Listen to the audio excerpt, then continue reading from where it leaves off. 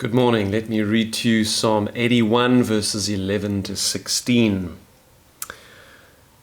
But my people, says God, would not heed my voice, and Israel would have none of me.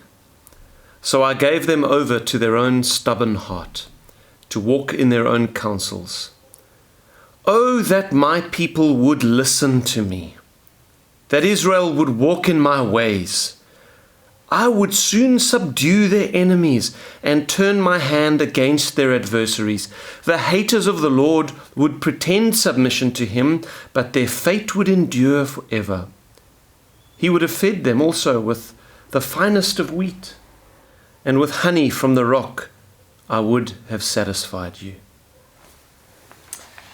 So here the sons of Asaph are recounting the sad history of Israel, where God had been so good to them in choosing them as his own nation, though they were the least of all nations, rescuing them from slavery according to the promise that he had made to their forefather Abraham, bringing them into a land which he had chosen for them and he had preserved for them, a land that he said drinks in the rain of heaven.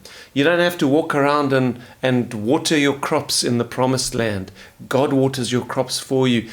It was an incredible place, and he gave them peace, and yet they turned their backs on him.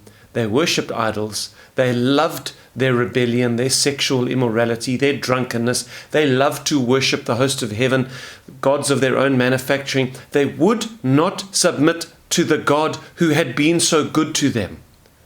They just would not obey. And here God pleads with his people.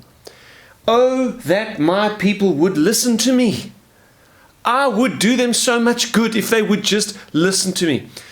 And if you have been a parent of children who have rebelled, you know, as a parent, you relate to that. Like, oh, that my children would just obey me. It is for their good. And that, of course, is God's exhortation, his encouragement to us as Christians. Oh, that you would obey me, because I will soon do you good. So here's my little note. As the history of Israel proves, disobedience is foolishness. God is good, and he would do us good if we would only obey him.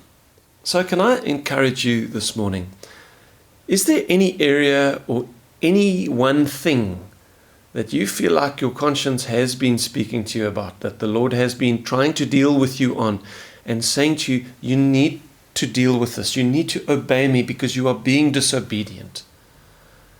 You know, the worst thing is for you to pursue disobedience and continue in it, so that in the end God just gives you over to your own foolish desires. The best thing you can do is to obey God in that thing.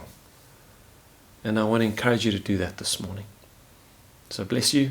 See you tomorrow.